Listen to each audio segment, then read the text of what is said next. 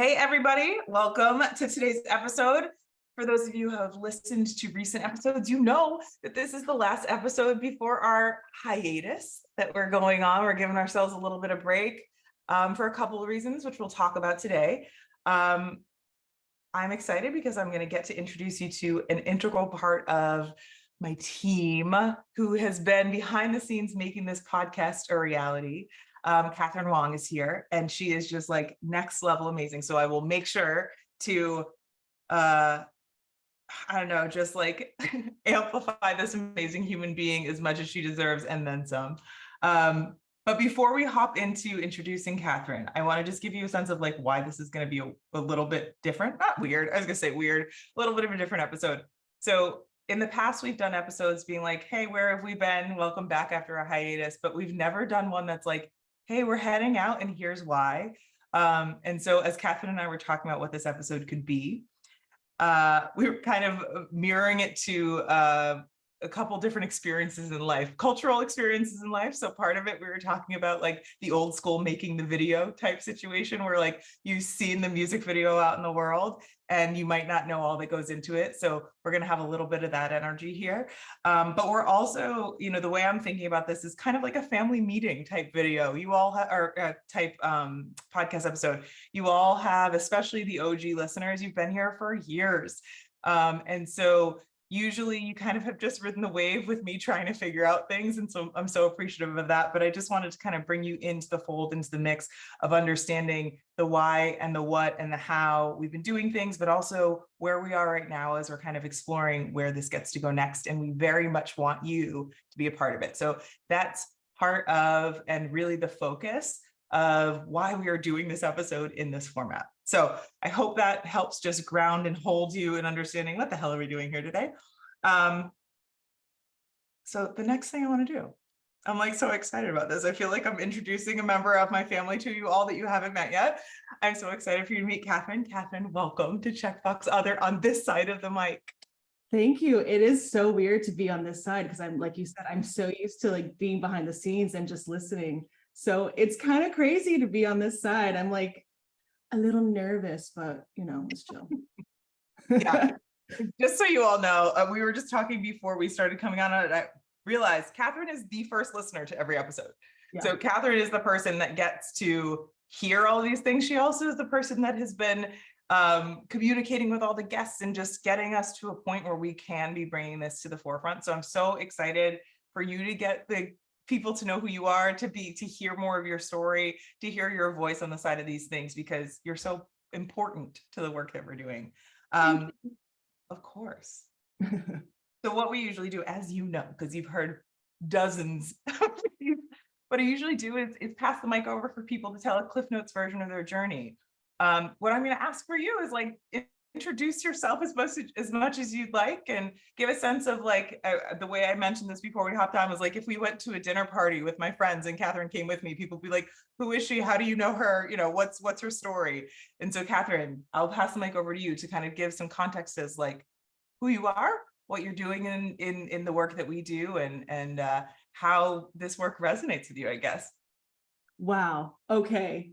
Where to begin? I mean, I'll just keep it super Cliff Notes, as you said, super short. I'm originally from Arizona, grew up there, and I live here in New York and have lived here for 9 years to pursue my artistic dreams. I have a background in musical theater, but now I'm like writing my own music.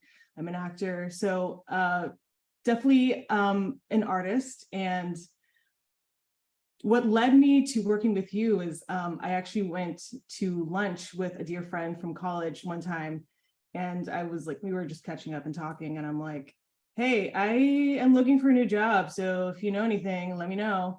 She's like, oh yeah, I think my cousin's looking for someone. So and so I checked out your Instagram. I'm like, cool, yeah, make the connect. And so she did, and then we had our first conversation, and you were super enthusiastic, so it felt really good. And you know, I discovered that we have a lot of the same values, which is obviously your values are so integral to the work you do. So it definitely resonates on that front in terms of like the belonging and the diversity, equity, inclusion part, and just hearing different people's stories. being behind the scenes has definitely helped me grow a lot as well. And with the podcast in particular, hearing everyone's other story is also super fascinating because you learn through other people's stories that we're actually way more alike than we think. We have way more in common than we would probably assume, judging someone from the outside.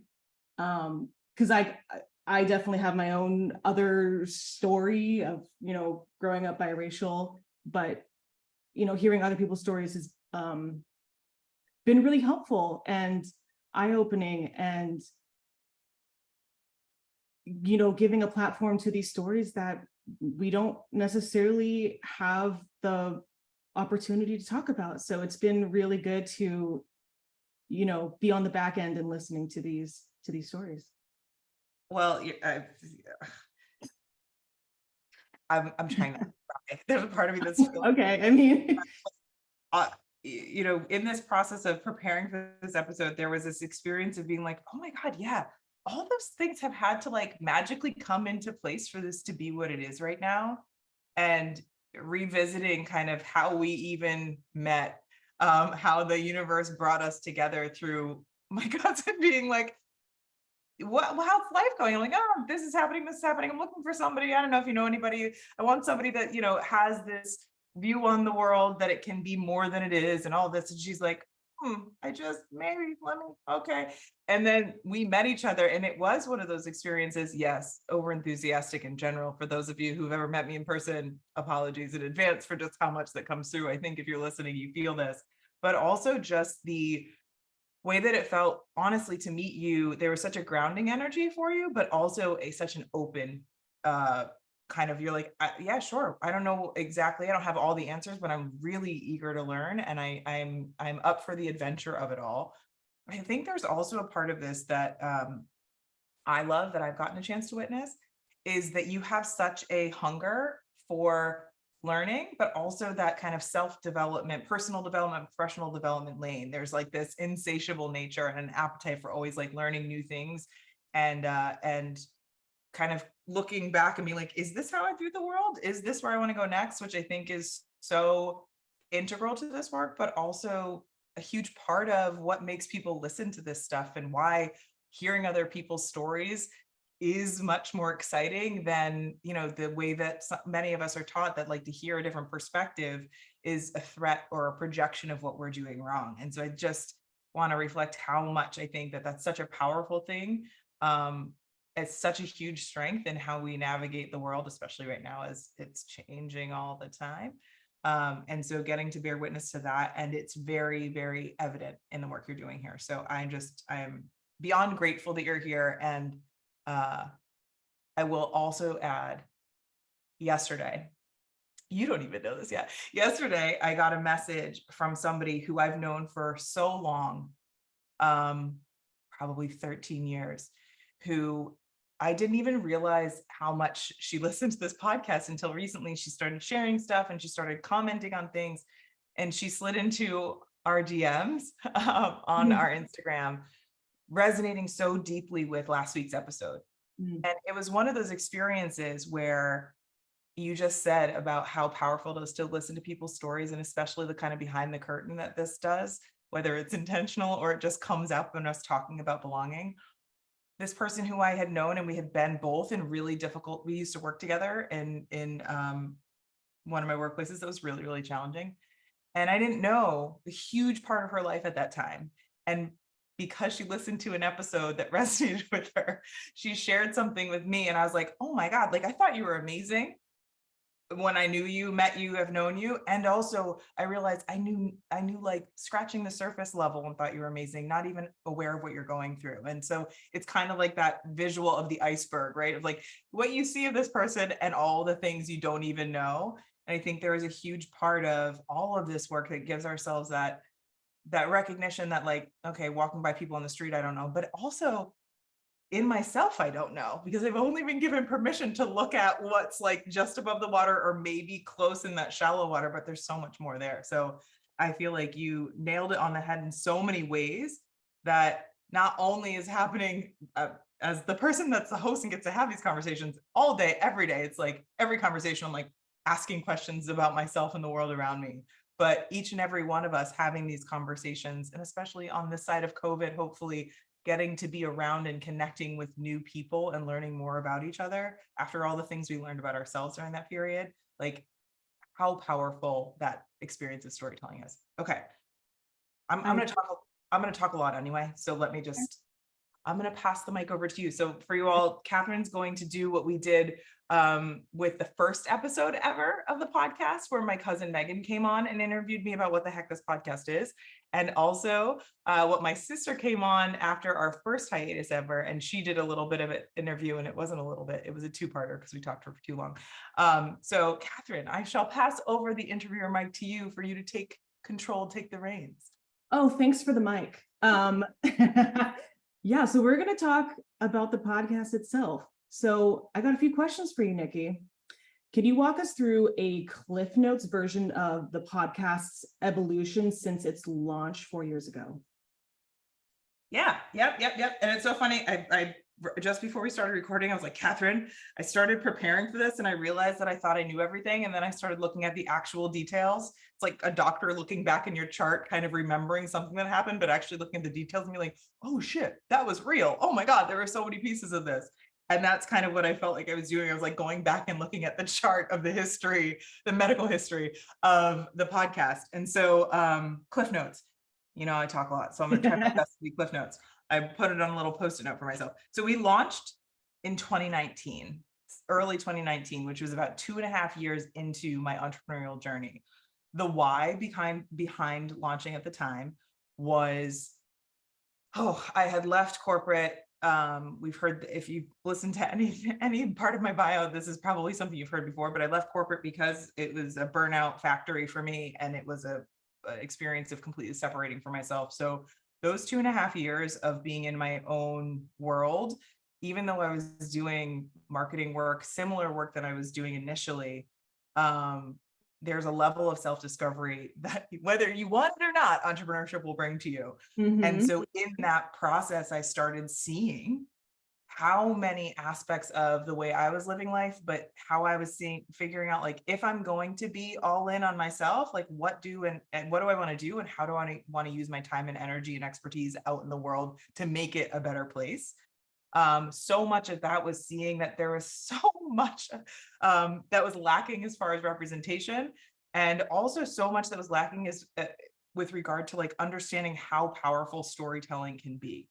I think a huge part of the life that we live, or at least I'll say for myself, the path that I had was about like reading things in books as though it's empirically true and just regurgitating that out, becoming kind of like that flashcard memorization student versus the critical thinking student that's learning something and coming up with their own perspective.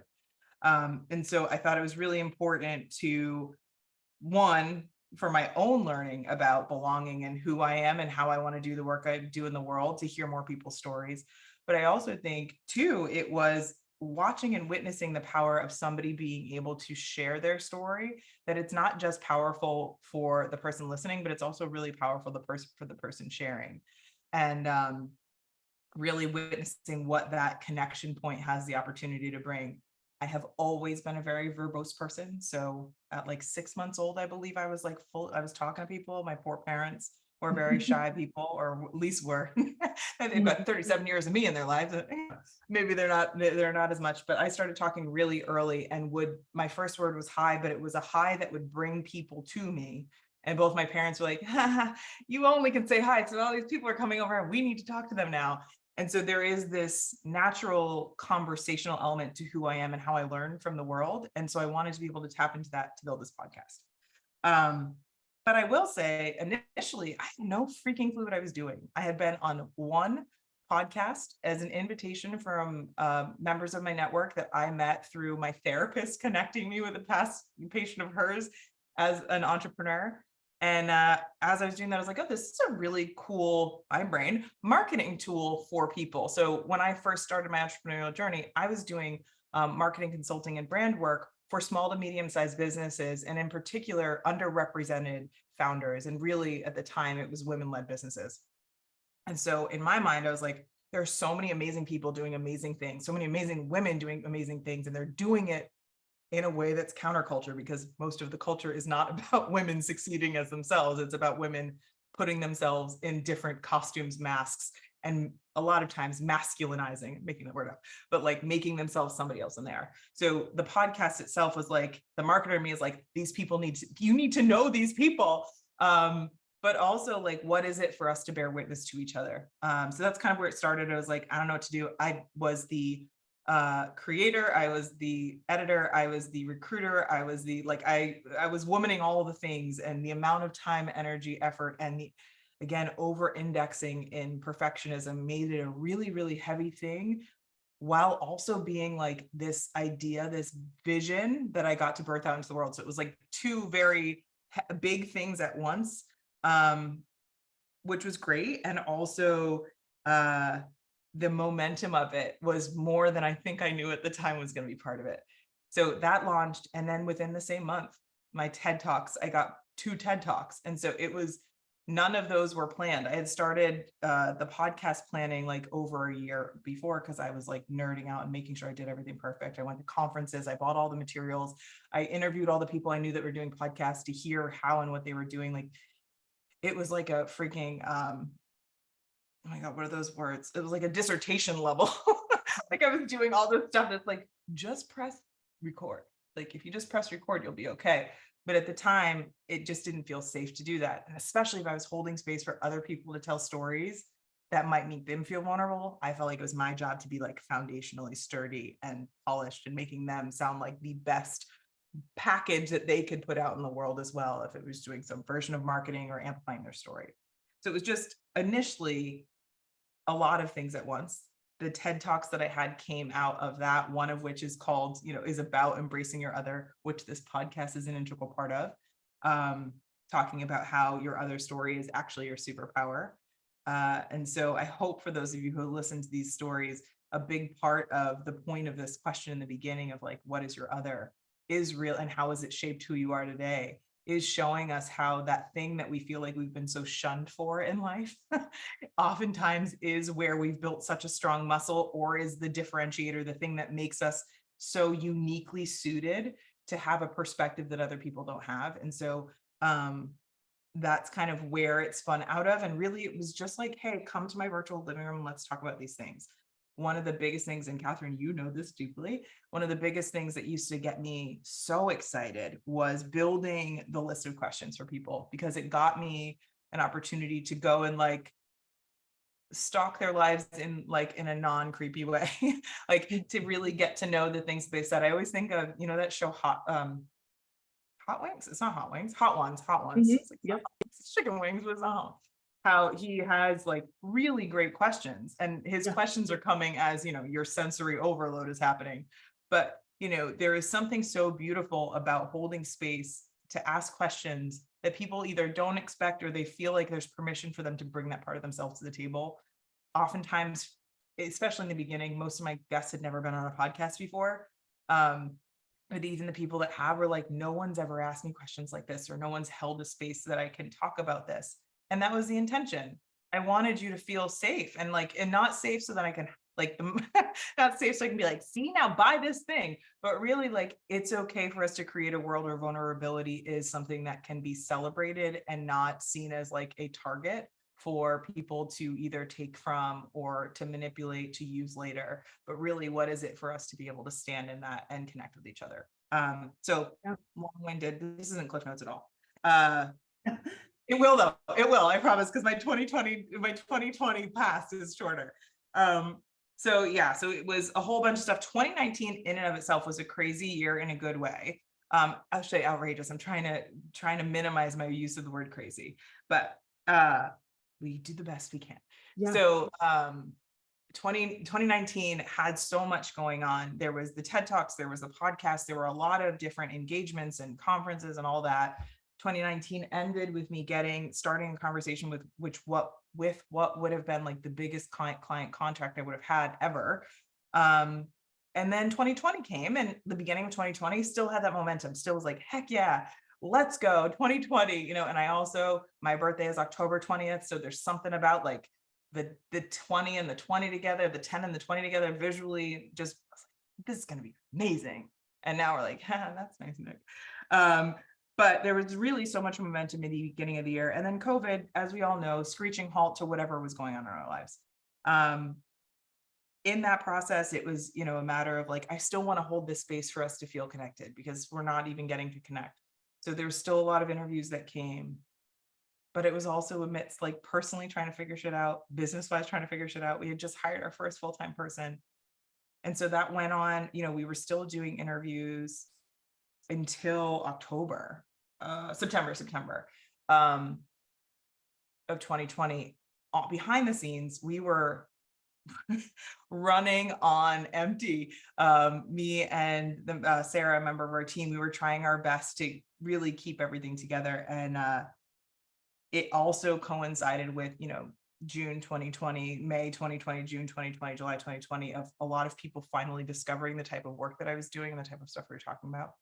And so that was kind of the birth of, mainly because I was so heated, of the first solo-sode that we have ever had on the podcast. So the first one that wasn't an interview with other people, it was really about like, it was called Dismantling Oppression. And so for me, it was like, we're having all these conversations, but like, can we have a conversation about what's actually happening versus the like little things we can fight each other about? And that was a really interesting process. But again, the burnout of it all, I have a wonderful cycle burnout story, but so does the podcast. So we paused in September of 2020, and that pause wasn't necessarily pre-planned. It just was like our editor, amazing editor, finished her PhD or was finishing her PhD, so couldn't do as much with us. She's actually since been a podcast guest, Amelia Ruby. And so that has been a nudge for somebody like me who is like an energizer bunny that goes. Sometimes they need an external force to be like, we can't do this anymore. I'm like, oh, if you can't do this, then I have to stop. Yeah. And so that was the encouragement to pause. And as you know, right now we're going through a very similar thing where our editor, we're going to be changing some of that, which we'll talk a little bit about what that looks like. But that is another kind of external invitation for a pause that we're having again. So the cycle itself, while it's not as burnout heavy for sure, it's still an invitation. And I know you as a projector in human design appreciate a very overt invitation. I do. And then this is the Cliff Notes-iest version. So from June 2021, we came back. We've been on a weekly podcast cycle since June 2021, which is the part where I was like, what the fuck? Like, that's a lot of weeks. That's a lot of time just being in this routine, in this cadence. And so for those of you that have joined us on all of that, I also want to the part of me, it's like, I want to give a participation trophy to everybody because that's a lot of participation to be doing since June 2021. There was a little pocket when I had, gone into the hospital and whatever that took, I flippantly say that, but where we took like a month and we didn't do anything, which was January 22.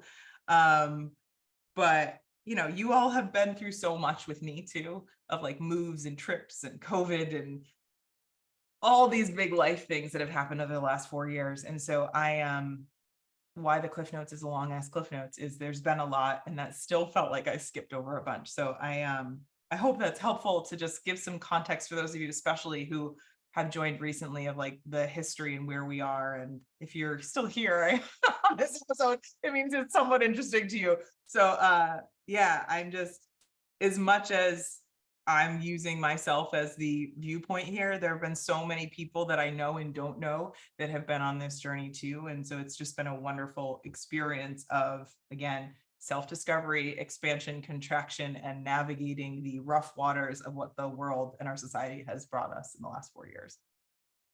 Yeah, that is quite the journey. And well, you hit on some topics that I have questions about, so we'll get to that in a second. But I'm also curious, because you said earlier, like, it's also hearing the stories, but also the person telling the story that also discovers and grows from them sharing. And you share so much of yourself on your podcast and your personal story. So I imagine like doing this for 4 years and sharing your story for 4 years probably has made you grow and expand in a bunch of ways.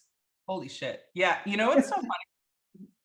before we hopped on, the things I was saying to you about like, oh, don't worry about this, the nurse, blah, blah, blah. And every single person I come on, I give them not, I know you much better. So I was able to say some things, but like, I say the things that I think I needed to hear. And I was terrified because and it took me until 21 or till literally the world was on, my identity in the world was on fire for me to be like, okay, fuck this noise. I don't need someone else here. I'm going to talk to you about how ridiculously dehumanizing this conversation is.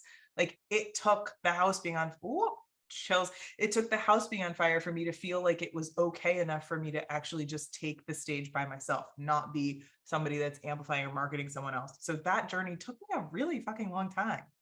And also decoupling, or at least unlearning and disentangling myself from the belief that when I share things about myself, it's going to be used against me. It's going to be the thing that people are burning my house down with. It's going to burn bridges with the people that, the one person that in my mind I'm remembering, but they don't even freaking know because they don't know, but there is like this like feeling of overblown importance and also overblown vulnerability that comes, Brene Brown writes about this all the time, but like that comes with sharing your story. And so I'm so grateful personally. This podcast itself has given me so much permission to play with that, to learn from that. There have been many episodes, and this is years at this point when we're doing this. I've been doing this for at least a year. There have been times where I'm like, Catherine, I just recorded this and it doesn't feel right. Or it doesn't feel good. I don't think I can say that yet. Or, I was really angry in that. And I don't know if I want to put my anger out there. Or the one where my friend Jamel died earlier this year. And I was like, I'm crying the whole time. I don't know if growing up as somebody that was told overtly that we don't cry, like to have that recorded and put out in the world, like that's really the combination of protecting myself and also being like, but liberation, like if I want to live a life where I'm allowed to be who I am and I can belong in the spaces, especially the spaces I'm creating and holding space for, you're allowed to not have all the answers. You're allowed to not be fully polished. And this podcast itself has been an exercise in that. And I mean like week to week. An exercise in that, like I'm not done and I've gotten my degree in vulnerability because of this. It's literally a constant learning and growth process. I agree. But like what I love is that you're showing your humanity. Like you're saying you're crying on this episode, you're unsure about this one. It's like, that's welcome to being human. Like like those are the shades of being human. So you showing that on the podcast, I think is really great. And you just said some stuff that I need to marinate on, like with in a good way. Sharing your story and just being human and not trying to perfect it and polish it. Just you can just show up as you are. Yeah, so hard. Yeah. So speaking on the topic of storytelling, we hear about the importance so much. We just talked about that, but I'd love to hear more about why storytelling is so powerful and some examples of that deep impact that you've witnessed after all these years of hosting this podcast with so many guests coming on to share their stories with vulnerability and deep wisdom. Can you just talk more about that? Yeah, it's so funny. The storytelling part, one of the things moving to New York, big change in my story, but also, I started reconnecting with a person who's a past podcast guest, Jessica Minhas. And she has an organization that's called I'll Go First, that is a storytelling based organization. And so, and it's really used to help promote healing and advocacy, both self-advocacy and then larger advocacy for people that have been in traumatic experiences, domestic violence, abuse, human trafficking, and really it's even broader, the importance of storytelling in our mental health journey.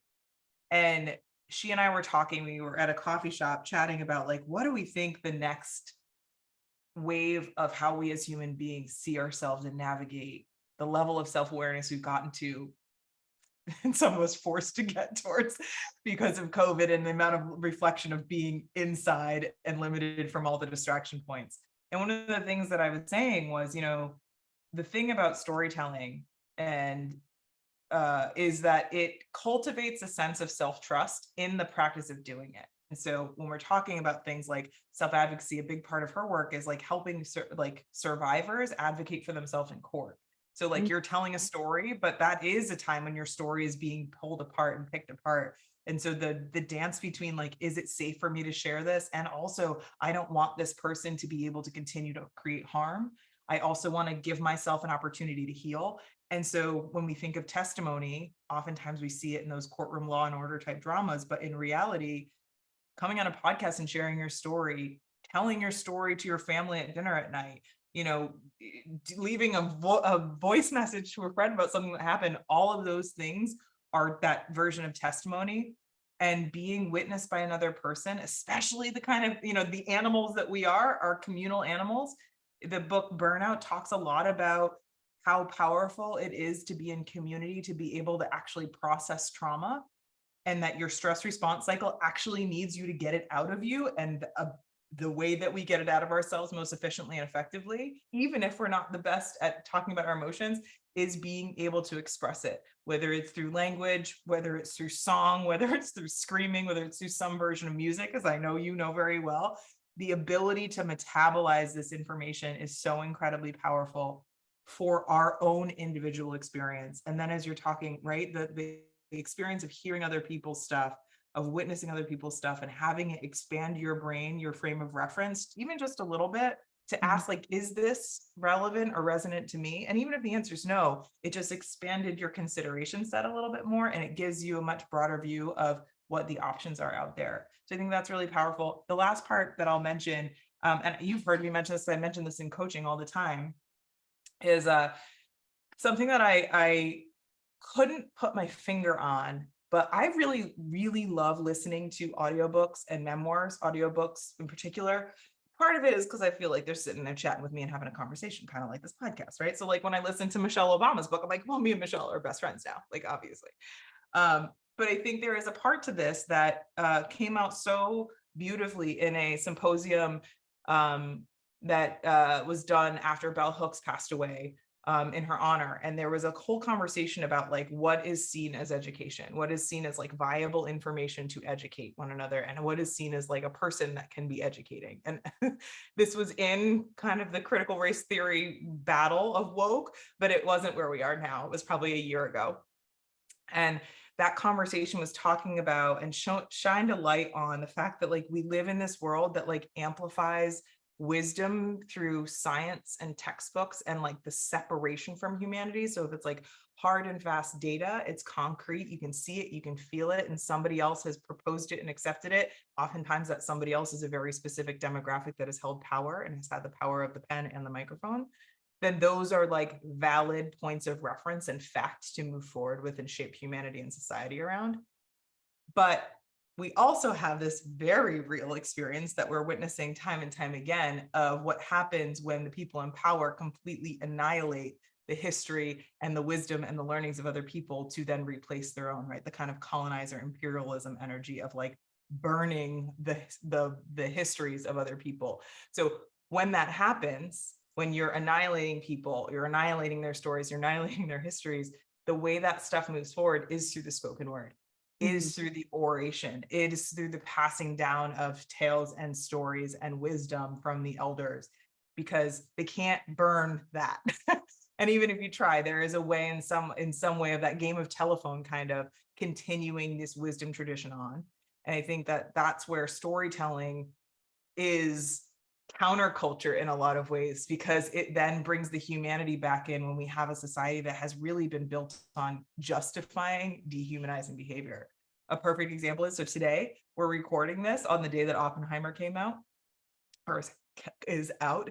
And it's really interesting because, it's weird to think about. I haven't nerded out about it. So I know there's a lot of people that like know all the things about all the things, but like the whole idea is that it's a story about the atomic bomb. Like, it's a story about something that is a weapon of mass destruction, annihilating people, and people are so excited to go watch it. It's like, whoa, how have we structured our storytelling that we're excited about a mass weapon of destruction?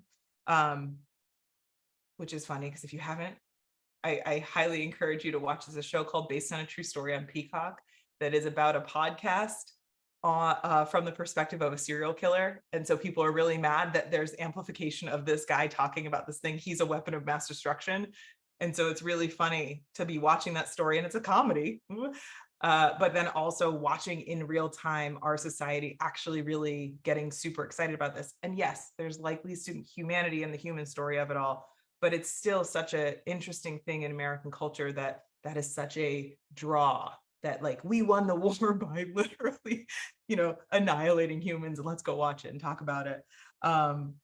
But the thing that was so interesting this morning, I opened up social media and Amanda Seales had posted a Twitter thread of a woman talking about like the thing that Oppenheimer's not going to show you is the complete erasure of what happened to the people that were the Hispanic folks that were in New Mexico, that were pushed out, given 3 days notice, that were not given the PPE that was necessary that they're showing in this movie, that were really completely seen as second class if citizens, if any, the humanity wasn't even taken into consideration. But that's not what this story is going to be about. This story is going to be like the anti-hero of the white guy who knows all the things, solved all the things, how difficult his life was. We've all seen this story arc before, but the importance of who holds the story, who tells the story, and who is the protagonist in the story is such a dance of this as well. And so I think that,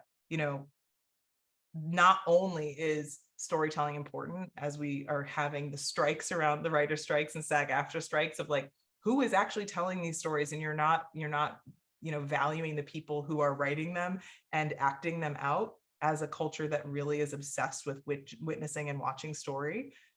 But also like what happens when the story is only told from one person's perspective. And so I think, again, the more you get used to your story mattering, whether it is in that like little voice message or it is on a larger scale of a stage or a podcast or whatever, there is such a true impact in that. And we're conditioned to believe it doesn't matter. We're conditioned to believe like our drop in the bucket is just like one drop instead of the massive ripple effect it has the potential of having. I love what you said about like the educational piece of storytelling, not only from like different perspectives, but also like you could throw data at my face all day, but like, is it gonna like synthesize in my brain? But if you tell me in a story version, it's gonna hit way more. So it is an educational tool that, again, maybe is not as valued as so much as one, but it totally is.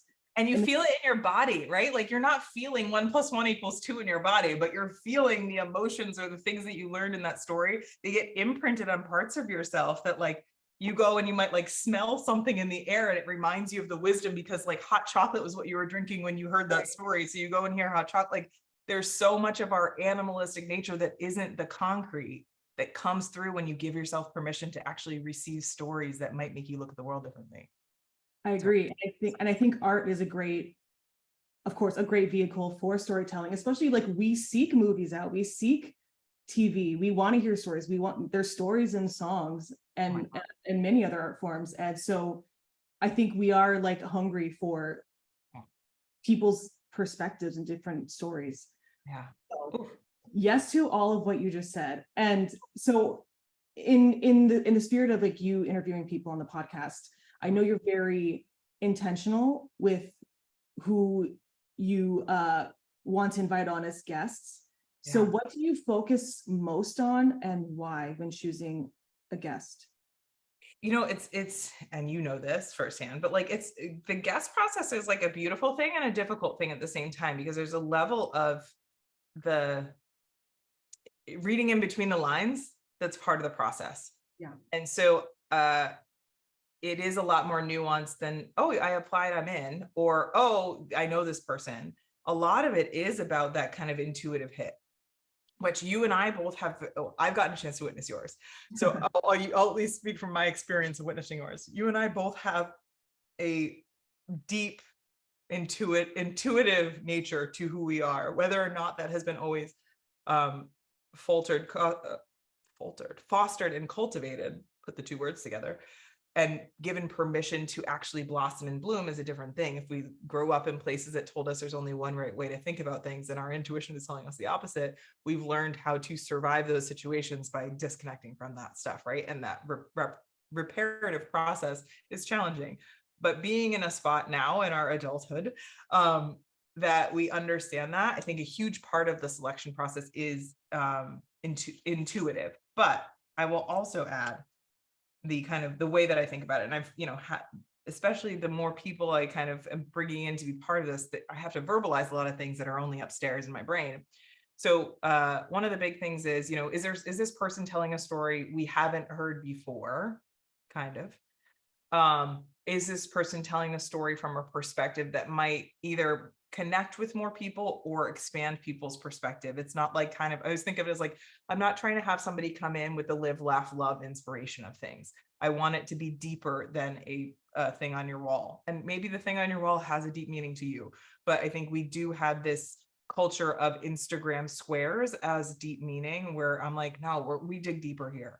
And so a big part of when I'm thinking about bringing people on the types of topics that are of interest, or at least in the like cultural zeitgeist, it's like, who's willing to actually go there with me and has shown that that's happening, that this isn't going to be the first time, that it's not like a therapy session, but more like, okay, they've done the work on this and maybe haven't had the space to actually share it out loud, or maybe we can talk about it a little differently, but this isn't going to be like a raw open wound talking about these things.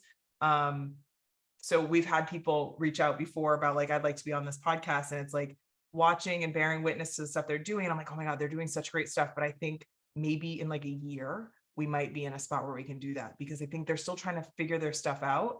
And so I think, and part of that is me knowing myself, but also me knowing the coach that I am. There are people that are like, I just learned this about me. There's TikTok is a perfect example of people being like, I just learned that I have ADHD. I'm going to tell you everything about it. Or I will never forget. Oof, my body remembers this.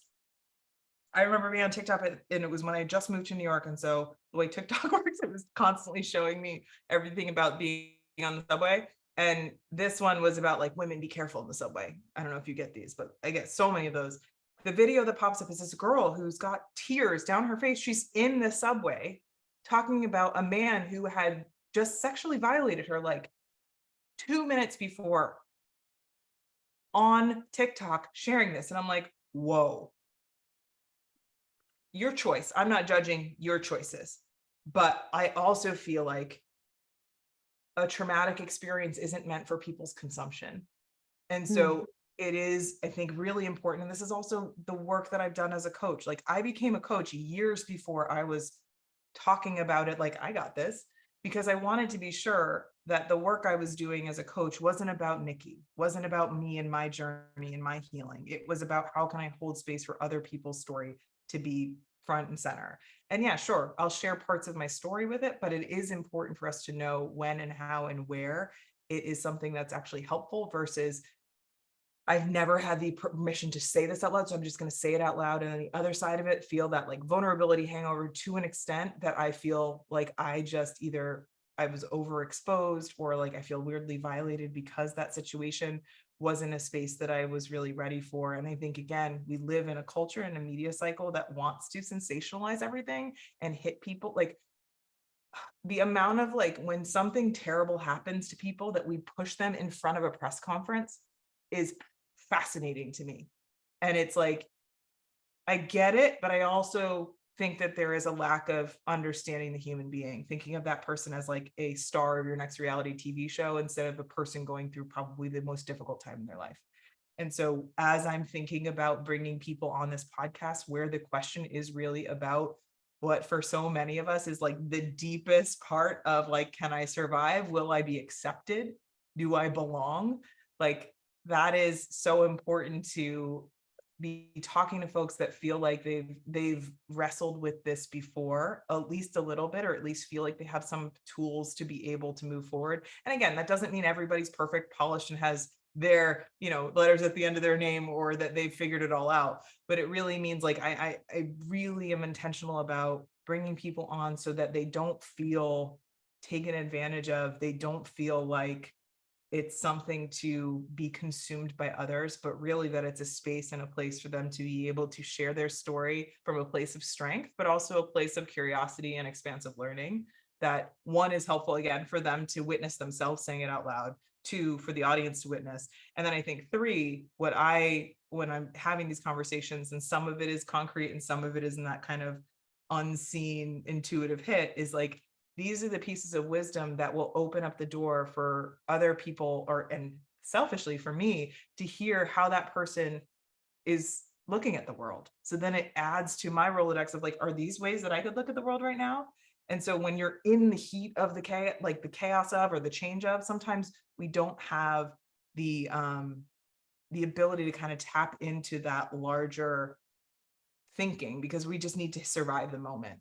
And so that's part of the process of guest selection. Even just, again, when I'm asking the questions I'm asking, I'm really like, okay, these are the things I write like bullet points of the things I want to talk about. And I'm very intentional about how I ask the question, where I bring it in, because I want it to not feel like a gotcha thing, or a like, I want to be able to pull a clip out of this to sensationally bring a whole bunch of people in from their, like, again, reality TV drama muscle. I really want people to come in to be like, wow, this is a really powerful and interesting story. And this person is doing amazing things by just being themselves. Wow, I can do amazing things by just being myself.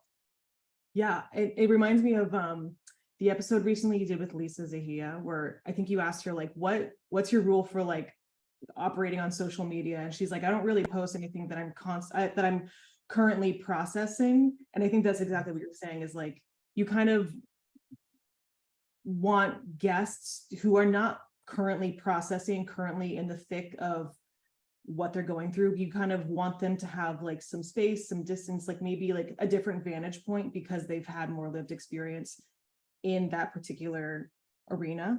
So Yeah. that's what it's really reminding me of.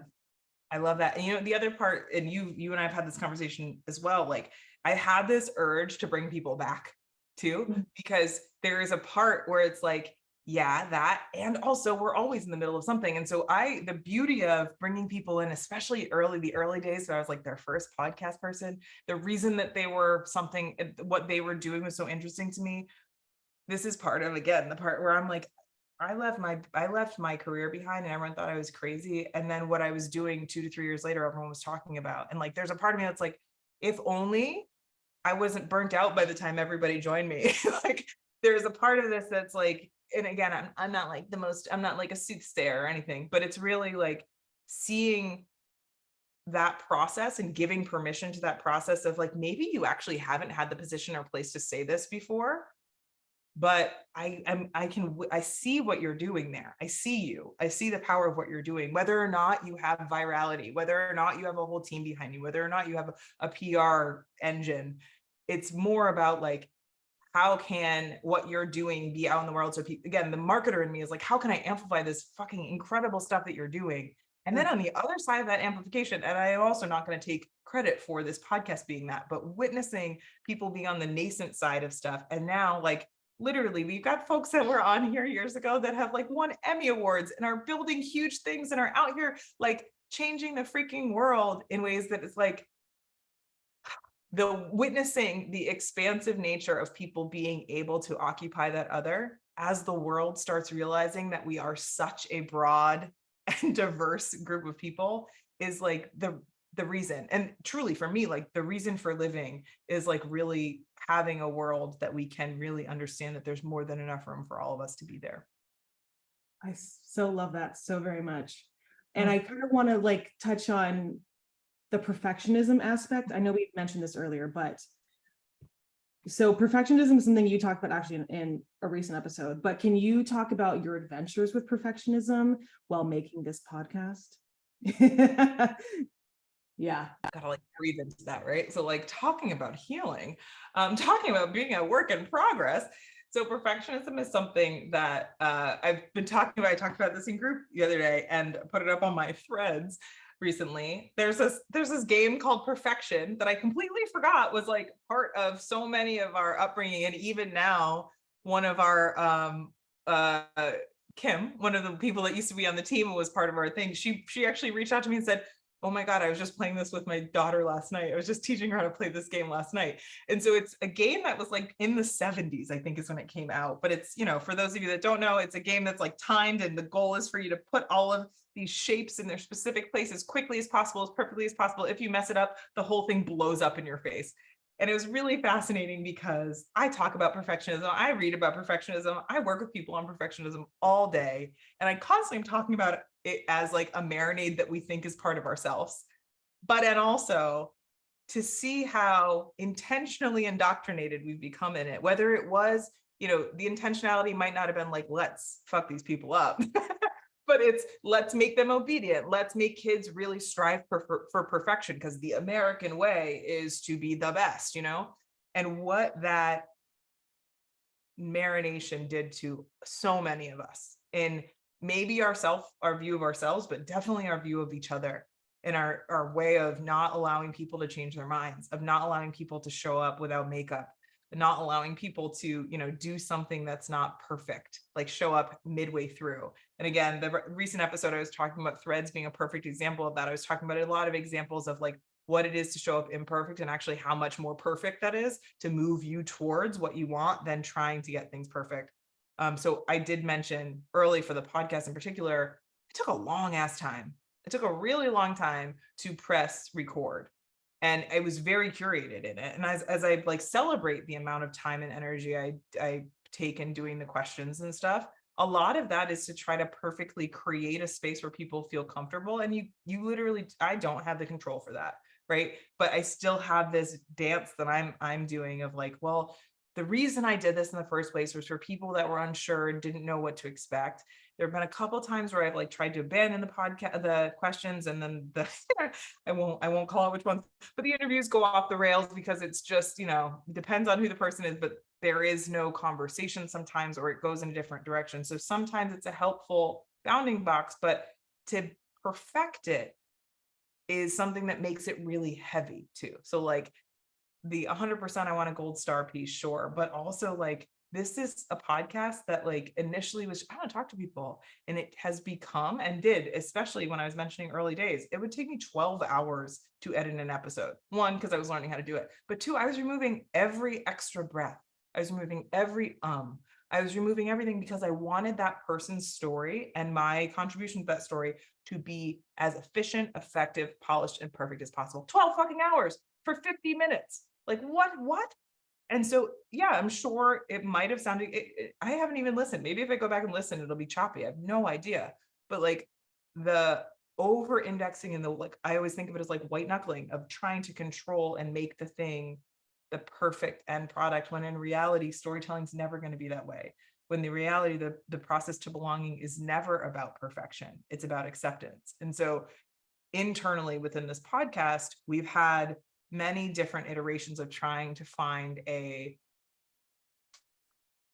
one of my coaches used to call it a routine flow. So like a process in place that allows for us to feel held and secure, but also with the flexibility to tap into the energy of what needs to happen, or the realities that like as human beings, not everything goes to plan. That's been an interesting process. And also there's been the business part of me that's like, okay, I really want this podcast to reach a lot of people. I want it to convert. I want the people, because the people listening to this podcast likely are the people that will really resonate with the work I'm doing. And so there's the business part that's like, let's bring a whole lot of people in here. And so I've had a lot of strategists be like, you have to be on, you have to like do weekly, daily, like you have to do all this stuff. You have to monetize it. You have to tweak, perfect, milk all of the life out of it, and then monetize. So there's been all of these different forces that have gone into like, how does this podcast actually reach perfection from outside voices? And then internally, it's like, here's what I know I want to do, and trying so hard to like protect and hold the space, that all of that is just like, I like visually just feel myself holding everybody's luggage and my own in doing that. And so the ways and the hows of removing some of that perfection has really been about like the conversational nature of this. And yes, we have editors, but also like, trust yourself. This is like us sitting at a coffee shop or sitting over dinner. We're just chatting, that like we're going to stumble. the amount of people that like hesitate in the podcast about the first time they're going to swear. And I'm like, I'll drop F-bombs all day if it makes you feel more comfortable. Like that hesitance of like, am I playing by the rules? The perfectionism of it shows up in those small ways and then in larger ways. I think you and I will talk a little bit about this, but like, we're trying to figure out how we can make this podcast move more towards what we're hoping for it to be and do, both for us internally within the business, but also for the audience to feel the depth and the connection that like we get again when somebody's reaching out being like this I felt so resonant about this. It's like, oh my God, wonderful. I want you to know there are other people here, not just you and this guest, but like there are so many other people listening to this that are seeking connection on this level of depth and are seeking acceptance and understanding people's stories that aren't like them. But so much of that process isn't about perfecting it because I think oftentimes when we come with a perfect product, you feel like you're like people that are still works in progress feel like, oh, I guess I'm not at that level yet. I guess I'm not prepared enough for that. And in reality, we're all works in progress, no matter how much we're able to perform or polish it, or again, put our made up face on with it and be like, this is great. So I think the dance of vulnerability and authenticity and belonging, and also wanting to have a product that feels like it's making the most out of people's time and it's hitting and giving them everything they want. And the guest has a piece of content that feels like really perfectly capturing them. Like it's a dance where we're stepping on toes a lot, but really just trying to constantly like micro edit or move, adjust the process so it gives a little bit more room for humanity. And again, I think the solo episode part of it, truly for me personally, has shed some of that. That's like, well, if we're doing a solo episode once every other week, I can't over polish or over perfect. There's gonna be something top of mind. Let's talk about it. Let's get it out. And then let's just trust that what came out of my mouth needs to be there. I don't know if I've ever talked about this. I think I might have been a podcast episode. But the difference between my two TED Talks was a really good example of this. In my first TED Talk, they had a coach. I'm trying so hard not to be an asshole about this. They had a coach who was here to help you. And I remember I went in and his response to me in it, there was a couple things that were said after I gave my talk. And he told me that I needed to stop trying to sound so smart. And it was one of those experiences where I was like, what? I wasn't that, and there was another guy next to me who's go, I don't think she was trying to sound smart. I think she just is. And I think that, but it was such a weird experience because he was micro editing like my breaths and my commas and my expressions and my emotion that were coming up. He was telling me that I shouldn't. He also was like, don't plug your podcast. I was like, I'm not plugging my podcast. I'm using it as an example of Other, because this person on my podcast, Megan Baker, she was the first guest on the podcast, was the story I was telling about how her other story was so perfectly matched to her superpower. And so I had this person like literally just like zeroing in on how to perfect it from his point of view. And I could go on this whole thing about who this person was and why these things were his perfection and not mine. But it was really it felt like I was in a cage, kind of. It felt like you had to do everything right. And if you didn't, you were going to get kind of maybe like an electric cage. You were getting zapped if you didn't stay in line. And my TED Talk, I was able to figure it out. We were given a certain amount of time. I think it was like 18 minutes. I hit 18 minutes, 18.00. So talk about perfection. What they told me to do, I was like, not even a 100th of a second off. There you go with that perfection. And also, like the second one, I had no one telling me who and how and what to do. And some of it was polished, some of it was unpolished, some of the tech worked, some of it didn't. I walked up on stage, my mic wasn't on. Like I had to walk up on stage, turn around, walk back off. Someone, can you reach this? I can't reach back there. Like the imperfection of that. And it was 3 weeks later and it was a different story, but the different feeling of it and the different audience connection. And literally people came up to me after that and we had conversations. We've had Lillian Elmore, who was a podcast guest. Was on the podcast because she was a guest in the audience. Like what it was to be unpolished and unfiltered actually created more human connection, created more depth, created more permission for it to be okay to not have everything great. Like I look back at some of those photos and of course there's like the girl that grew up with Cosmo magazine and all those things telling me how my body needed to look. And so I'm constantly able to look at that. But I've tried to do a lot of work that's like, it's not about that. It's not about the armor of it all. It's about what did it feel like to be giving yourself permission to take up space imperfectly. And if you can look at the pictures and feel that instead of all the nitpicky shit, that's where your permission to continue to share your story kind of comes from. So I always, again, I think when people are coming onto the podcast in particular, I feel like I'm trying to beat the drum of imperfection is fine. I also feel like the way that I bring people through questions and ask and facilitate the space is intentionally to show them that, especially people like I was rambling, I don't know if that made sense. And I'm like, no, let me connect all the dots of what I just heard because it was perfectly imperfect. If it feels that way, like you said everything you needed to say. So to trust yourself is witnessing yourself showing up imperfectly and actually nailing exactly what you needed to put out there. It's so funny that so many of us wrestle with perfection, but I'm like, what does that even mean? Because like you're saying, like everyone has different definitions. And so if I'm trying to operate under every single person's definition of perfection, I literally can't. I can barely do my own version of perfection, let alone please everyone else. Yeah. So and whenever I do feel myself getting caught in like a perfection headspace, I just have to remind myself to be human is to be imperfect.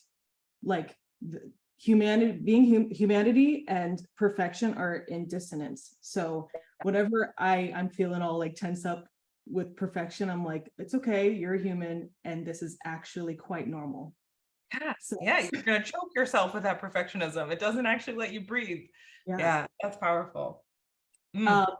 So you talked already about like the internal changes with the podcast and societal changes in the past four plus years. Yeah. But even within the podcast industry, I feel like it's also changed. It's become way more popular.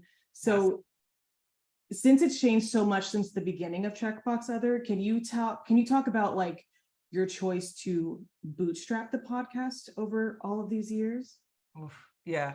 Not to have the like heavy weight of it all, the kind of Don't. the wallet of it. My mom's family, we are very well, actually both sides of my life, we are very like frugal financially. And so a huge part of what led me to living the life that I had when I was working in like very analytical spaces of making sure that your investment came on the other side of like really making a lot of money. So there's a part of me that I'm going to honor and acknowledge that that part just showed up and say, thank you so much. You can sit over here. And it'll likely pop in a little, but the choice to bootstrap initially was truly like, I don't even know what this is going to be. So I'm not going to try to sell it as a product. Right. So that was the beginning. I was like, I just want to be able to play and I don't want anybody else's voice or influence or money dictating how this needs to go. Yeah. Part of that also is coming from the workplaces that I had been in, especially the kind of investment management and management consulting places, where their whole thing is about how do I optimize this company to make the most money? How do I get as much return on the investment as possible? In that process, the amount of nuance, humanity, warmth that is pulled from things, I watched it time and time again. It was like literally just sucking the life out of things to try to get a dollar, which I think, again, that like hyper capitalism lever that we are definitely witnessing over and over and over again right now, in ways that it's like, well, technology has a level of transparency that we can see what y'all are doing. Again, these SAG-AFTRA strikes and the WTA, like the Writers Association strikes, like are showing it tenfold. That it's like there are negotiations that are usually happening behind the scenes, but then you start talking about them out loud and you're like, I'm so sorry, you're not going to pay people for the thing, but you're going to take your private jet to go here. Like just how removed trying to get a return makes you from the real people that are in the process. And so there was a very intentional and probably a truly like trauma response for me of like, I don't want to create more harm in trying to create this. The beauty of this is the human part. And what I've witnessed when we try to bring in and monetize and create ads and do all of these things is we have other voices in the room that are marinating deeply in what it is to be successful. And the mode of success for years and generations has been about that dehumanizing process. And so it was a very intentional trying to create the safest possible space, yes, but also not being dictated by how can this make me rich, which again, that based on a true story is such a perfect example. If anybody's watched it, there's a whole part in the beginning, the reason this whole thing comes about, because it's a money play that you can make millions, that you can find a podcast and different way of doing something, and you can make $50 million from Spotify if they want to buy it, or the ad dollars. So it's become a business endeavor. Instead of, for me, it was kind of like, let me play with this. Here's the business I'm trying to build. Let me play in this space. The marketer in me was like, let me play in this space to like learn some new things, to help people be heard and seen and found. But like, it was never this podcast is going to be its own economic engine. It was never that it was going to become like a business. But again, as the industry has changed and shifted, like the way that podcasts have become monetized has made it so like it's become a business. It's taken some of the humanity out of it. It's made it so people are super transactional. As you know, we've dabbled with, and over the years also dabbled with the idea of ads, and that also comes with like being driven by metrics. So like really only bringing people on that have a huge following, that talking about topics in such a way that really does sensationalize and try to like gotcha people, so it becomes a dramatic situation. Like it doesn't feel good, it doesn't feel right to me, it doesn't feel like it's a place where people feel safe just to try to get more clicks, like the whole Facebook whistleblower situation, that they know that making people hateful and angry is what actually gets more clicks.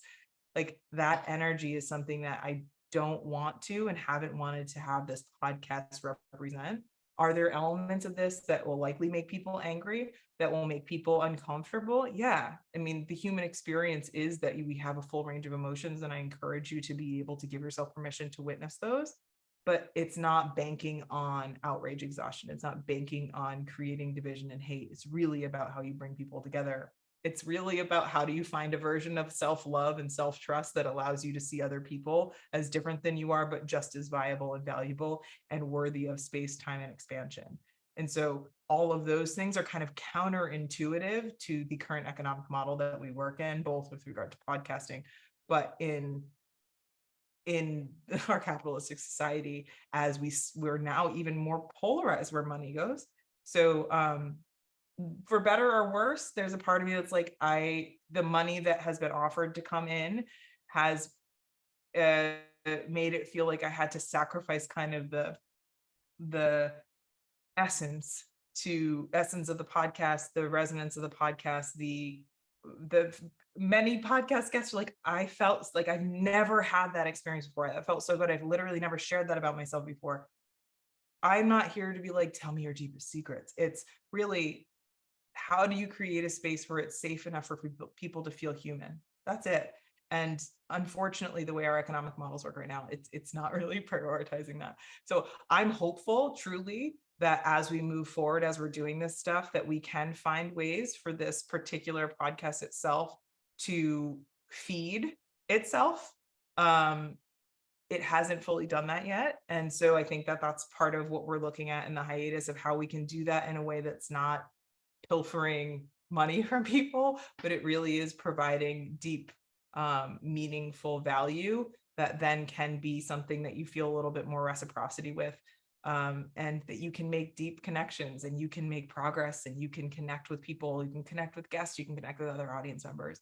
So that's at least kind of how can we, part of me is like, want to get like on a soapbox and be like, how can we create a world where we have this conscious commerce type, sacred commerce type approach, where it's like the actual exchange is something that's valuable to everybody and people walk away feeling whole, versus it feeling like, aha, I got all that money off of you. Like, what does it feel like to be in reciprocal transaction with each other so that you're making transformative impact?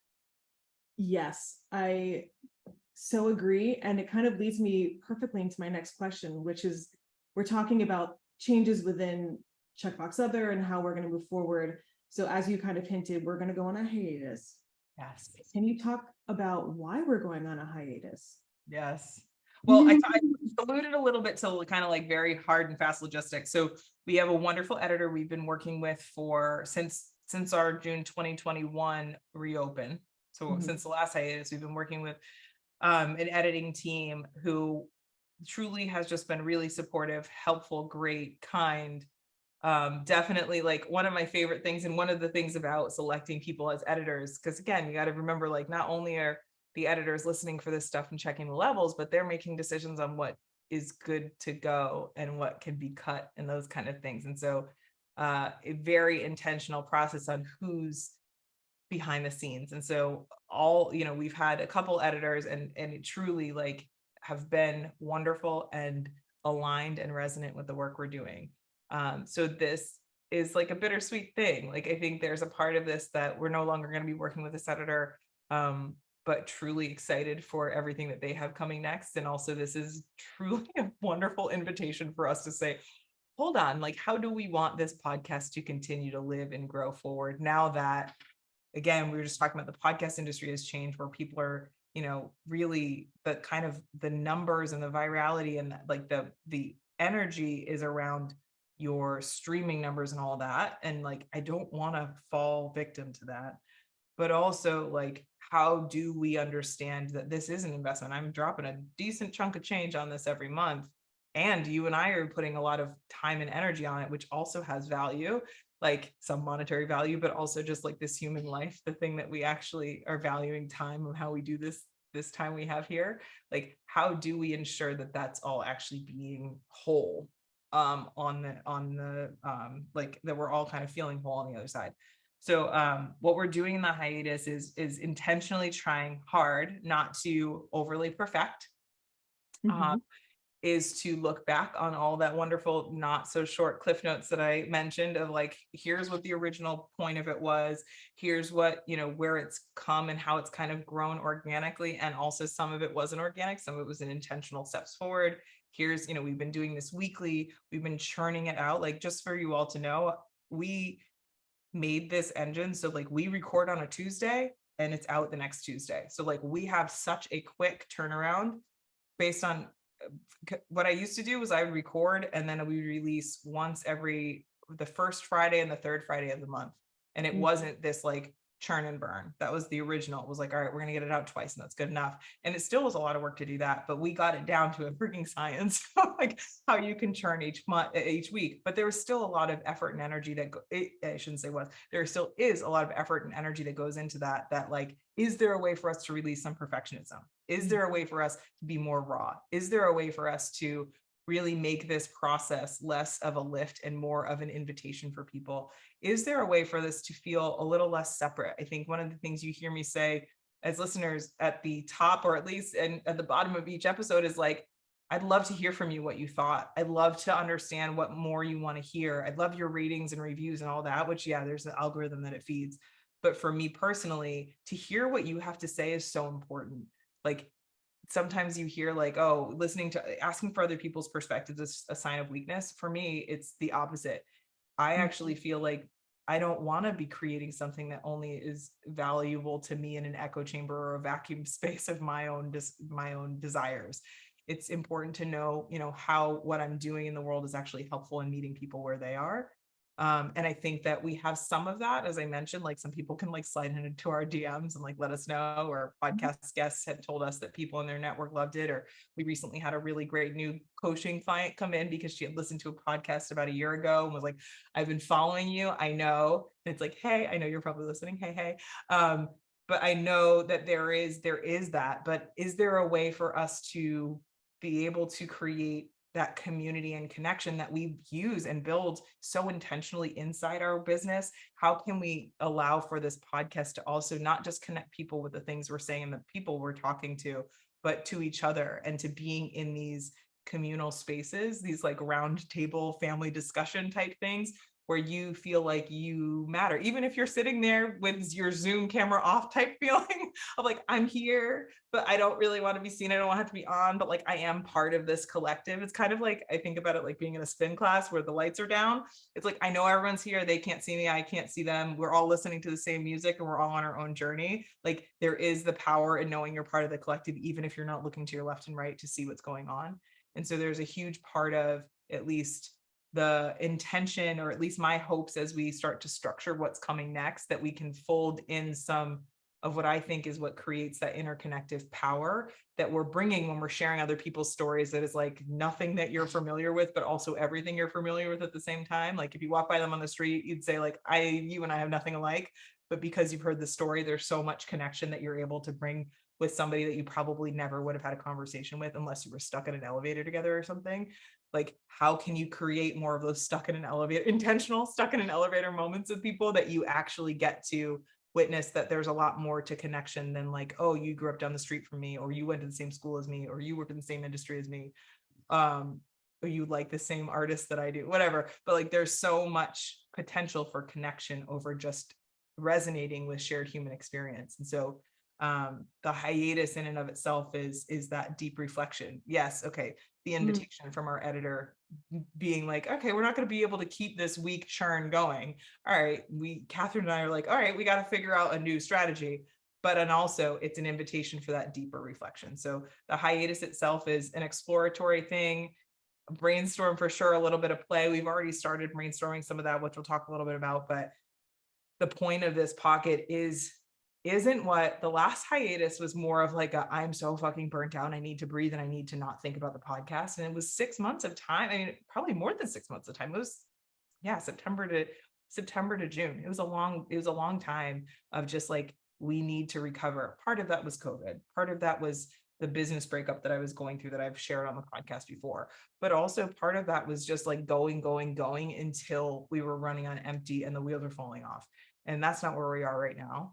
We've kind of used this process to understand what we can do and what works for the podcast, what doesn't, what types of things we want to be able to do, how we can reflect on, being more intentional with we've talked mostly about just the interview side of the podcast, but since that, reincarnation in June 2021, there was a lot more solo episodes, a lot more of my coaching coming through than just interviews.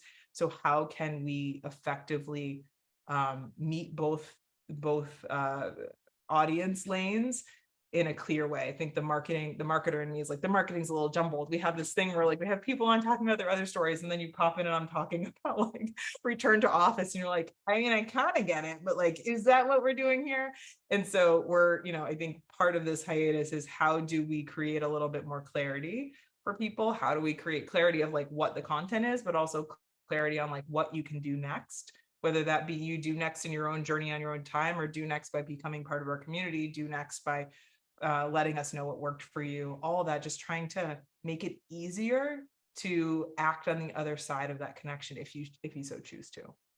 No, that is so well said. It's going to be a moment of reflection for sure. And yeah.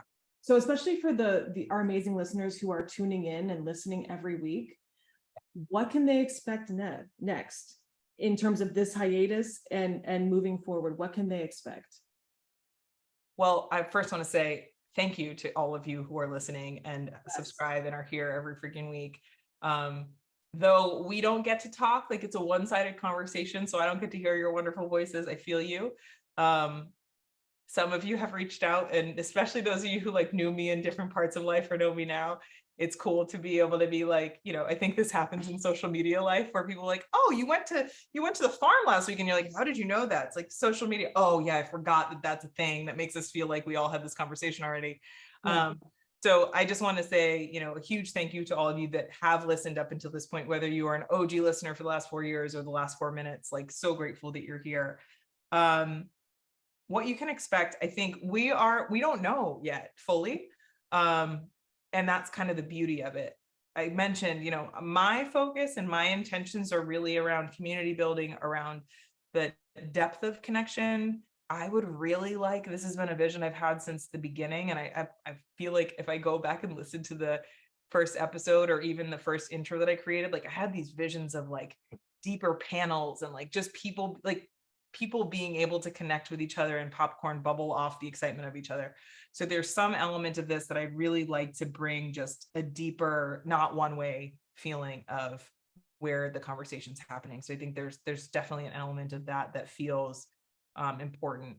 I don't know exactly what that'll be. I'm playing around with the potential of like live audience members being able to actually be there real time, with the idea, and you've heard me say this if you've listened to a bunch of the episodes of, we had this we started this like project that we never like fully marketed hard, but of like other stories. And so people that are listening, if they're listening and being like, if somebody were to ask me a time in their life where they felt other, different, or as though they didn't belong, and how that shaped them, like, I have a story. I have many stories. Like, we have a place for people to be able to share that, but we don't really market that very hard. And we definitely don't show where that goes, if it goes anywhere, if people want it to go somewhere. So being able to just have more listener stories as part of the podcast and part of the fabric of the kind of Checkbox Other community, I think is something that I'm interested in. And yeah, I think there is a part, I think I just alluded to this, of like really providing clarity between the like interview part and the coaching part, of like what is where and how you interact with those things. And so I think that's another thing that we've been trying to grapple with real time, like as the plane is flying, trying to reorganize where the seats are in the plane that's up in the air. So I think this pause gives us an opportunity to really find a sweet spot for that.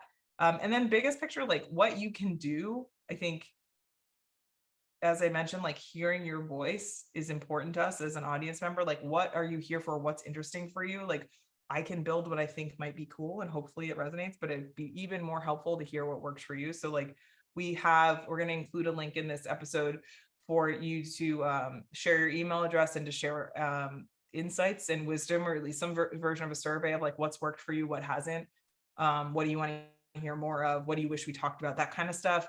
Any insights you have. And truly, if we ask a question and you want to share something else, we like truly can ride the wave of your feedback. It's important for us. But yeah, I think that what to expect next is, my hope is deeper connection, more intentionality with like here, how and why and what to expect in the different spaces. And also, we'd love to just hear more stories and hear from you and connect you with other people. So like how that happens, we don't know exactly, but we do have like a wonderful community that I know some of our ads that we fold in, because while we are bootstrapped, we do plug in some of the things as you hear during these, of like the different offerings we have. We have a community where we hold and house a lot of the coaching clients that we have, and those kind of things. So we're thinking about trying to leverage that same home base as a place that listeners can come together. So if you're interested in that, I think what we're going to try to do in the in-between is invite you into that space and have you maybe get at least acquainted with it, as we are a work in progress. So we're going to have all that information for you on the other side of this, but like in the show notes in particular, we're going to make sure that there's some way for you to link for you to opt into learning more and being part of this process as we move forward. But yeah, I think one of the things I'm nerded out so hard on, and I'm just going to bring it back, I said it already, is I would absolutely love the opportunity to create these episodes as more like events where you can be in the audience. And my vision is like, we have these wonderful conversations that you all are listening to. I mean, this is a wonderful one too, but that we have some version of a Q&A or conversation piece that comes after it. So that wouldn't like live on the podcast, but as a live audience member, just like, I don't know if anybody's gone to a live podcast screening, or somebody giving a talk or a panel discussion or something where they open it up for questions at the end. I think that type of thing where you get to not only hear the person's story, but you get to be put in the seat of like the interviewer a little bit, because maybe there's something I didn't ask that you wanted to know. Or there's a piece of wisdom that was shared that you want to learn more about, or especially for like the solo episodes, maybe there's a topic I'm talking about that your experience, you'd want to dive a little bit deeper. And so trying to create opportunities for us to just like scratch that surface a little deeper. Again, we don't stay super shallow in the waters of the interviews anyway, but to make it a little bit more relevant and, in connection with who you are, where you are in the moment. So you not only do you feel seen, you feel heard, but also supported by the wisdom that's in the room. Yes. I was going to say also, just to like piggyback off of all of that, like even though we're going on this hiatus, we're still around, we're still here, we're still like you're still gonna be coaching, and like we're still strategizing on what's gonna be next for the podcast, but we still, like you're saying, we would really love to hear from our listeners, especially if you're like a loyal listener. We would love to hear your thoughts. We would love to hear your suggestions. Anything, slide into the DMs, hit us with an email. We're very much like still being very intentional, like you're saying. So I'm going to ask this next question, which you kind of touched on, but I just want to ask it a little more directly. Are there opportunities for listeners to get involved or help shape what the podcast is going to look like after this hiatus? Oh, hell yeah. I mean, yeah, I think what you just said is a perfect opening, even opens the door even more. It's like, yeah. We want to know what you think. Again, when I started this by saying this is like making the video meets a family meeting, like in a family meeting, again, everybody's families are different. Let me acknowledge some people's families never had family meetings, or if they did, they were dysfunctional as fuck. Or like the dinner table is the equivalent of a family meeting that everyone was like forced to eat their vegetables and suffer through that. So whatever conversation, or the kids never got to talk, whatever that shit was, right? So we understand everybody has their own family dynamics. This family is intentionally saying, we want to know what you think. We believe that you are valuable. Your insights are valuable. The time and energy that I was just talking about, us spending time in this world and it being valuable, and us sharing our wisdom being valuable, and us sharing our stories being valuable. The amount of time and energy that you're giving by lending us your ears to listen to these stories is also incredibly valuable. And so your insights, your perspective is important to us. And so, yeah, we're going to have, I'm going to say call to action, but we'll have a link either to email us, to drop in your email, to just like let us know there. If you'd prefer, in the show notes, if you'd prefer to reach out to us on Instagram, at Nikki Innocent on all the socials, and our team sees those too. And then we have the info at nikkiinnocent.com, where you can just like drop a regular email. We have a form on our website at the podcast page too. So there's a bunch of different ways to hit us up. Don't worry about hitting us up in the right place. Like if you can't find it, we have ways to direct you to the right place anyway. So your perspective truly, and especially those of you, like, I think social media has this way of making us think that everybody's speaking, even though there's so many voyeurs in the room. Like there's so many people that are just like hiding, listening, and consuming. And there's like this weird, because the algorithm wants you to keep sharing everything about your life, so then it can share you more ads of exactly what you can buy. There's this feeling of like, if I'm not contributing, then I'm not doing it right.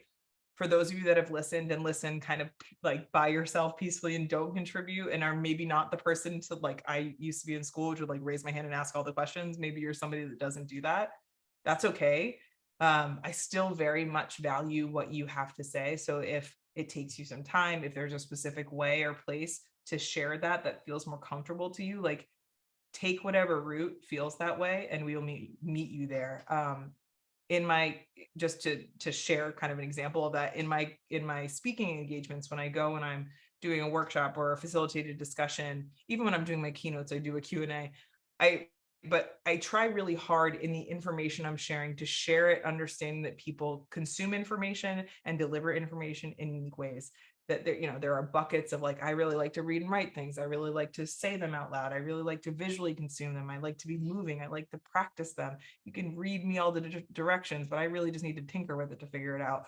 Like there are different ways that people absorb information and share information. So if you're somebody that's like I'm going to raise my hand first in class and ask the first question, you're not somebody that usually posts a whole lot of stuff places, but you do have something you want to share, like take the time you want to take to do it. But please know that like there is no perfect way, again, going back to the perfectionism, there is no perfect way to do it.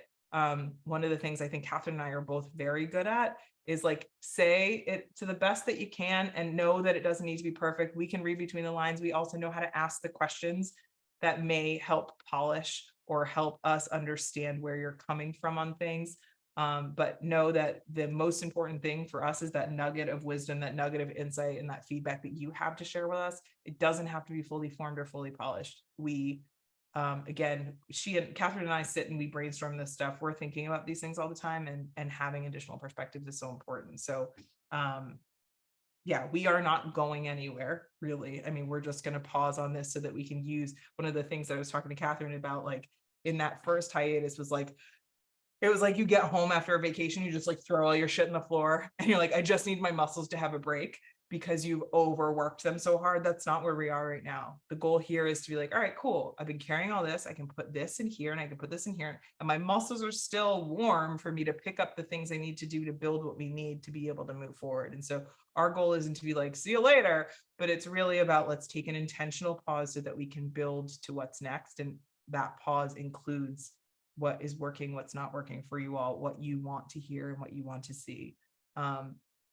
The other thing I'll say is that we're hoping to fold in some element of people being able to get to know the things that we offer so that you can have more customized support from us.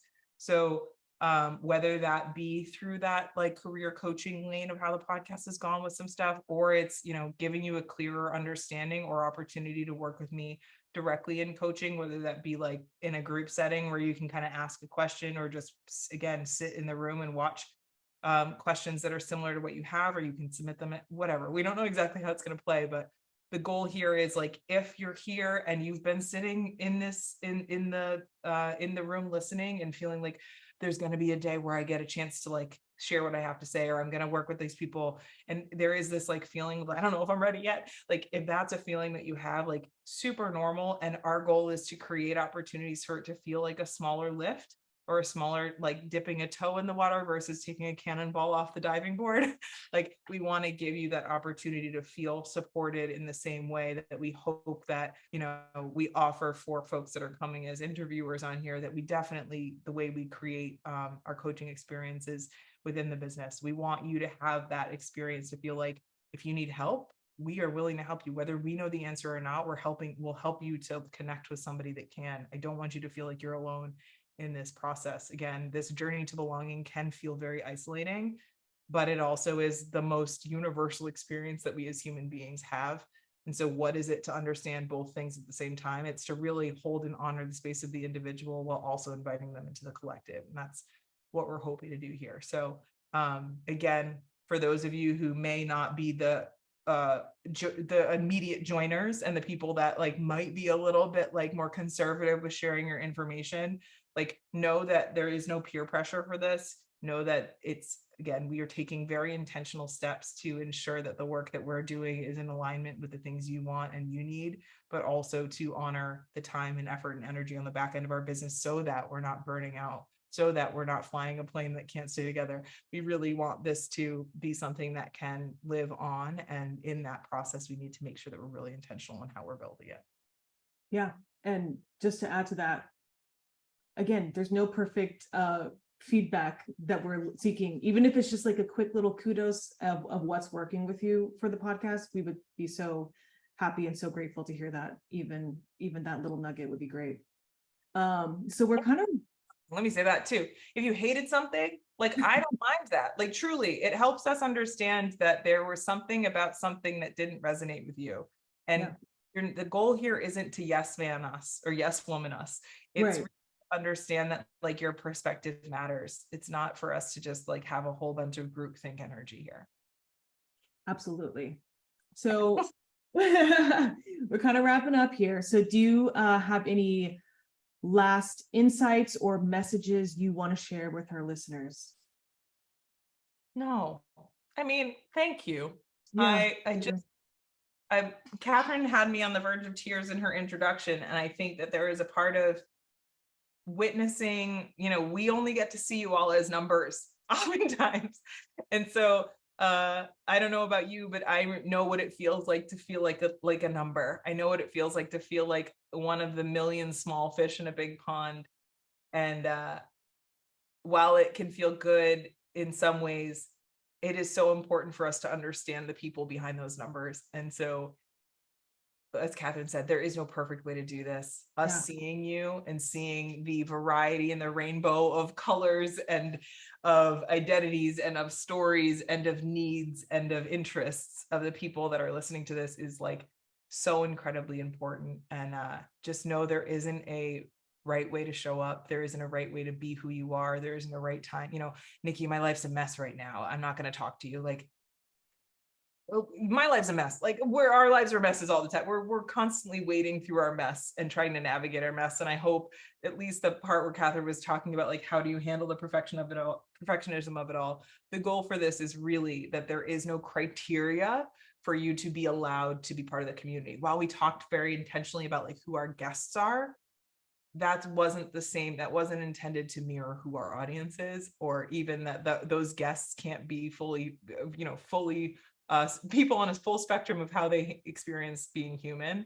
So I really, again, if you're feeling hesitant, if you're feeling like, okay, the diet starts tomorrow of it all, like this isn't a diet. There's no rules, like there's no perfect way to do that. Yeah, I think us being so humanity centric and us, like you said, only seeing numbers and not knowing who's on the other side of that number. I think us so wanting to hear from our listeners and getting feedback is because we just want to be like, hi, you're a human. Okay, great. Good to see you as a human. I think that's a big part of why we're so intrigued to hear from our listeners, is to kind of just like tap into their humanity a little bit. It makes me think of going back to the little, my visual is 6-month-old me in the like thing of a shopping cart with the little kid their feet out, being like, hi. Like, it's literally me being like, you want to be my friend? That energy of like, I can't be friends with a number. I can't say hi to a number. How can even just like the kind of the head nod of like, just like, hey, what's up? Good to see you. Like that's the extent to which we are trying to kind of move the needle, and then the beauty is there's so much more possibility on the other side of that if you choose to, right? So again, the peer pressure energy isn't the goal, but the deep invitation for like, you belong here. I guess that's the biggest part, is like this podcast, if nothing else, I hope encourages you to believe that even if there are many places in the world that make you feel like you don't belong, this community, this space, this forum, this platform, you belong to be part of this family. So I'm so glad that you joined for this family meeting. And I hope the behind the scenes / making of the video energy provided you with some wisdom, or at least some like, oh shit, that's what was happening back there. Feeling was helpful, interesting. And maybe you nerded out a little bit like we nerd out about this stuff. But I'm just truly, I think last message is that I am so grateful that you're here, and you very, very much belong as part of this community. Yeah, I agree. Thank you so much to our listeners. And I'm just excited to see what's next for the podcast. And I'm excited to catch everyone on the other side. Yes. Oh, Catherine, thank you for doing this. You're amazing. Oh, thank you. Thanks for having me. Well, we'll see you on the other side of the hiatus, my friends. And we will definitely, for those of you that drop your email and stuff, we'll keep you updated as we go. So it won't be just like literal radio silence between now and the next episode. If you're interested, we'll give you updates. We'll keep you in the know on how things are going. And for those of you that might not be comfortable for that, we'll try to dip back in here with some version of an update, some version of a short episode of some sort to give a sense of like what the new direction will be. So if you don't feel comfortable doing that, there will be something here for you. But if you do want to have a sense of like the ins and outs and the ways that you can opt into any of the things we kind of sprinkled some teaser energy on, definitely shoot us your email, shoot us your thoughts, and we'll make sure that you're part of the crew that gets the alerts. Thanks, friends. We'll see you next time. See you.